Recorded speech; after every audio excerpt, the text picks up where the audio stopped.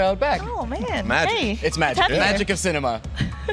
So anyway, for those of you guys who don't know Moose is the dancing comm dev behind the Just Dance Minutes and the Just Dance World Cup, obviously working on Just Dance. Moose, how are you doing? I'm great. Thank you for having me, guys.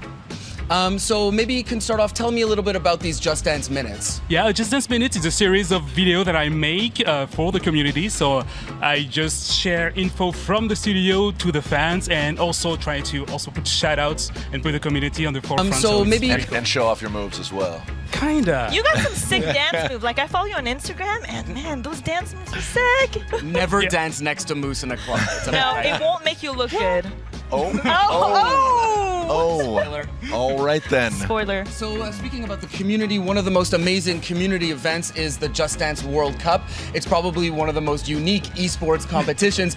Can you tell us a little bit about that for those who aren't familiar with the World Cup and Just Dance? Yeah, we've been having the Just Dance World Cup for 4 years now, and we actually have a bunch of our Just Dance World Champion who are in the as star players at E3 this year, so it's pretty cool to have them. And yeah, so it's our biggest community event, and I just want to give also a shout out to our new World Champion who is from Turkey. His name is Umutcan, so hi Umutcan. And yeah, so yeah, we were very happy, and I think we have a lot of cool stuff that are coming up. Awesome. So I had the pleasure of shoutcasting the World Cup this year. It was a great opportunity for me to catch up with some of my favorite members of the Just Dance community, but you took it a little further, didn't you? Yep, because as you know, the Just Dance community is like a big family, a worldwide family, and we thought it was cool maybe to show you two of these fans, the members of this family, who actually bring the Just Dance spirit to life. Let's check out the video right now. Yeah. I've always had a passion for dancing. Just Dance has completely changed everything, like everything.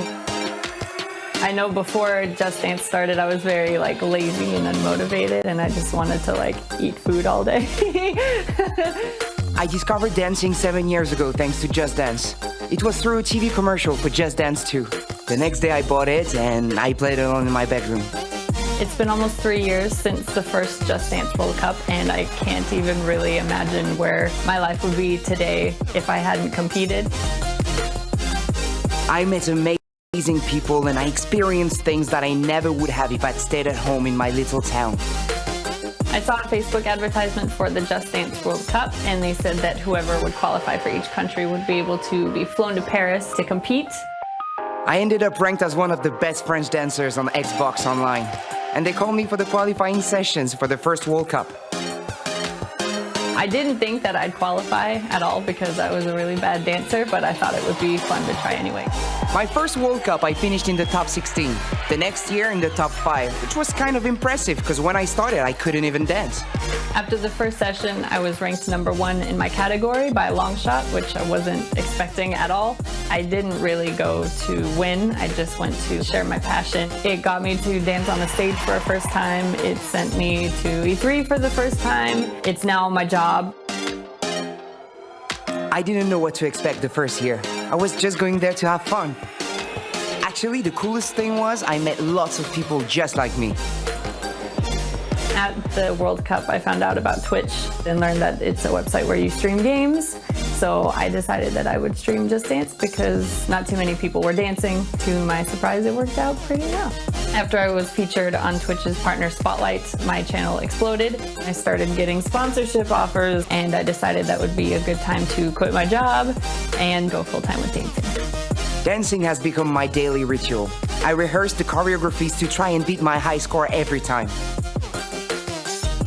And now I'm doing dance school pretty much every day. It's very hard, and they have us doing everything, like ballet, contemporary, hip-hop, everything. We regularly organize flash mobs in Paris. We just get together and dance. And really, that's the spirit of the Just Dance family. To me, Just Dance represents What's up, everybody? James Duggan unity, I guess is the right word. And I am who I am today because of Just Dance. If you want to join the Just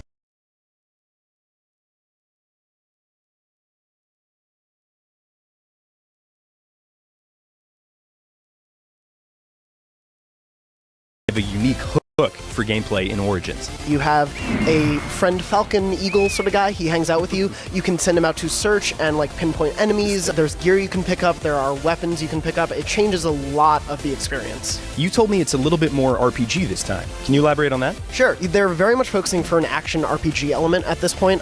So right now you can level up Bayek, the main character. You can bring him through certain progressions. So if you're more of a stealthy player, you can focus on leveling up those skill points as opposed to the warrior sort of skills. But if you are more of a ranger, if you want to go with bows and arrows, you can also do that. So they're really giving you the freedom to play the way you want to and leave that world to explore the way you want. Perhaps most excitingly, you played on Scorpio. Yes. So I have to ask, what was that like? The ancient Egypt they've created is beautiful. There's, of course, a verticality to it, as any Assassin's Creed game has, but it's a really varied landscape, despite it, you would think desert Egypt, but there are beautiful sort of oases in the mix. You can hop onto the water on a boat, cruise around for a bit, get right off into the sands of a beach, go right into sort of a settlement. It's beautiful to play, and it ran very smoothly. It was alpha gameplay, so it was earlier, but it still played very well.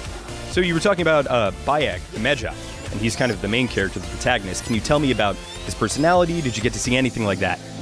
He seemed to be a man of the people, as some of the assassins are. He very much was a caring, sort of stoic type. So let's talk about the Animus. Did you get a sense that it would be in Assassin's Creed Origins? There was really no hint of that. In the UI, you still got the Assassin's Creed sort of futuristic sci-fi touches. There were definitely like pinpoints on the map where I was like, oh, that's the modern day Assassin's Creed sort of aesthetic, but I don't know how it plays into Bayek's story. Great, that was a little sneak preview of Assassin's Creed Origins. This is Jonathan Dornbush. You can check his preview out on IGN.com soon, very soon. And for all things Assassin's Creed and E3, you're already in the right place at IGN.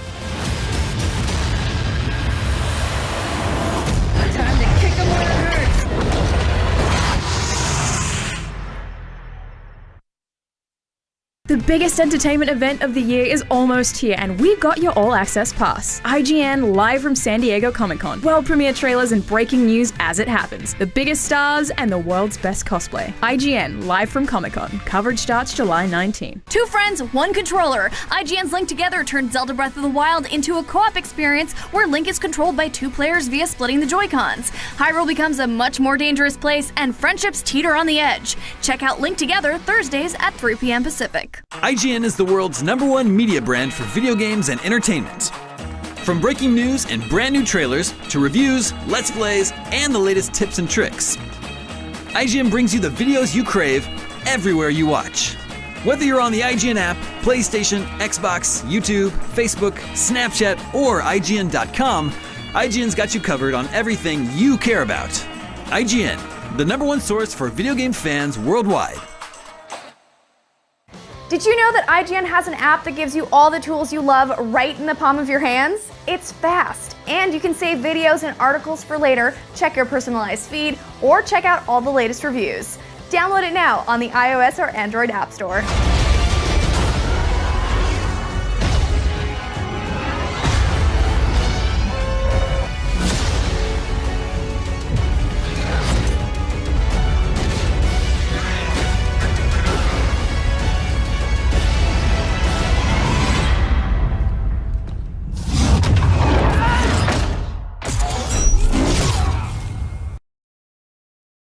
Did you know that IGN has an app that gives you all the tools you love?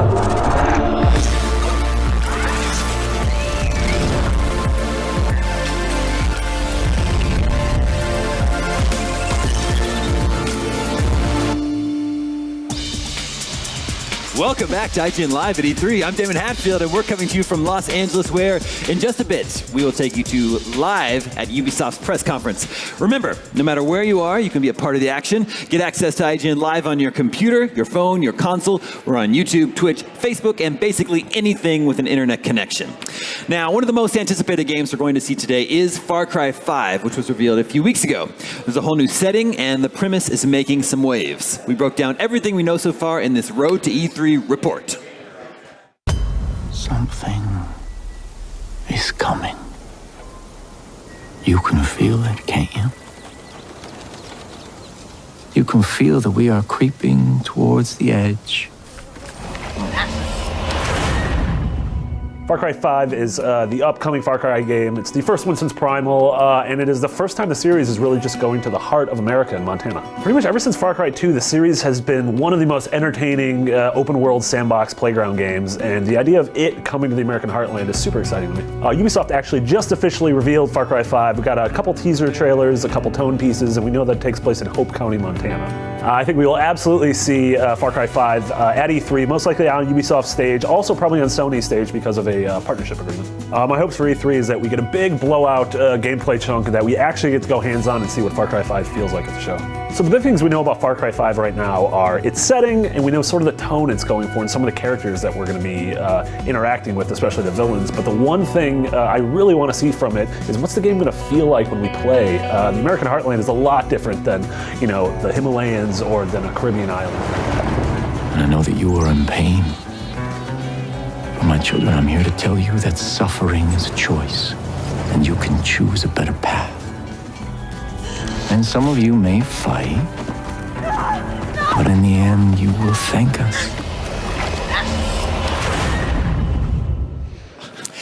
Joining me to break down everything we want to see and then what we actually do see, Daniel Krupa, Marty Sliva, and Alana Pierce.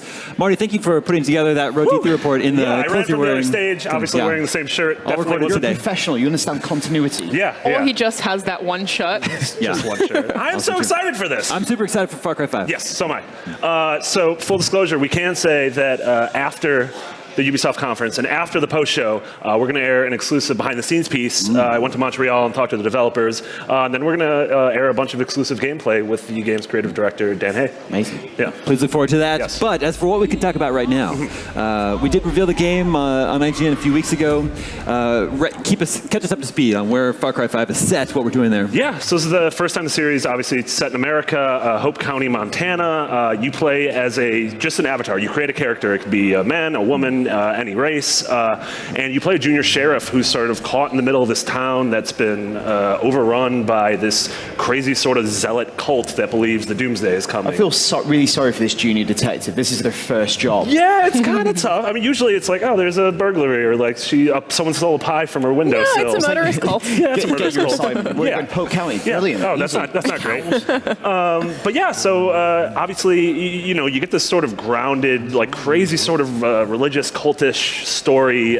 We saw the villains in that one shot of sort of the Last Supper. It's this crazy family. But then that's also juxtaposed with the fact that this still is a Far Cry game. So there's going to be animals, there's going to be outposts, there's going to be just crazy open world action. Obviously planes, trains, trucks. Alana, are you excited for this one? Oh, totally. Yeah, I love Far Cry. Far Cry 3 is one of my favorite games. I'm really interested to see what we're actually going to be doing in this. Yes. I understand the tone, I think. I want to see more of that, but I want to see solid gameplay. You mentioned those outposts. I want to know what those look like. Liberating outposts is one of my favorite things to do in Far Cry. Yep. What does that look like in Hope County? I can't even picture it. So Everything Dan Hay said about how they took the idea with an outpost, you can come from any angle and take it how you want. But in this game, they want to make the entire map an outpost. Yeah. So you can experiment in a bigger way. So, like, David and I are from the Midwest, so when we say Montana, we sort of have an idea for what Montana is. You guys, spoilers, aren't from America. I assume basically it's all like this. Yeah. I mean, so like, do you in your mind is like rural America? There's California and New York, and then it's just that. And it's just in between everything. Yeah. Like, to you, in your mind, is that like a fun playground for Far Cry, which has traditionally been like the Himalayas or an island or Africa? I have no idea. Yeah, it's really hard to say. I kind of, for some reason, expect everywhere to be snowy in the U.S. Being from Australia, where it doesn't snow very much, it's like, do we get that in this game? Are there going to be seasons? I have no idea. I don't know. One of my favorite things about Far Cry games is like the exotic wildlife. Yeah. And so far, I've seen a cow. Yeah? I like cows. Cows aren't exotic? Cow's great. Yeah. And also, I've heard that you can train a dog in the game. Oh, there is absolutely a dog. We're going to talk quite a bit about the dog afterwards. We have actually exclusive dog gameplay, which is wonderful. So, wow. Yeah. Amazing. And the dog's actually going to be here on the show, too. So that's really very exciting. I'm going to have an asthma attack. Love it. The Far Cry games usually have a great villain. That's kind of like one of the things they're known for. Yeah. So we had, obviously, Far Cry 3 had Voss. Far Cry 4 had Pagan Min. And we saw here that it's sort of this family, and it's this priest and his siblings, which you see on the sort of the Last Supper table. And it's this crazy family that sort of takes charge of Hope County by preying on people's fears and weaknesses and giving them a sliver of hope, even if it's violent hope. So, yeah, I definitely want to see more of the villains and see if they can live up to what Michael Mondo and Troy Baker did. Well, yeah, that's why I was wondering about if they haven't revealed who's playing the villain. No, not yet. I wonder if that's going to be announced, if it's a well-known actor. We'll have to wait and see. Funny that it's so similar in premise to Outlast 2. It's kind of the same thing, right? It's like a father who like controls his whole family and just makes people crazy. As well. Family with distinct personality. Is this a trend we're seeing emerge here? Yeah, the crazy families. That's what's in 2017. Crazy that makes sense. Yeah. Hasn't Ubisoft also said they have a new feature to reveal today for Far Cry 5? I don't know if they've said that, but we're definitely going to reveal a new feature. Okay. What do you guys think it is?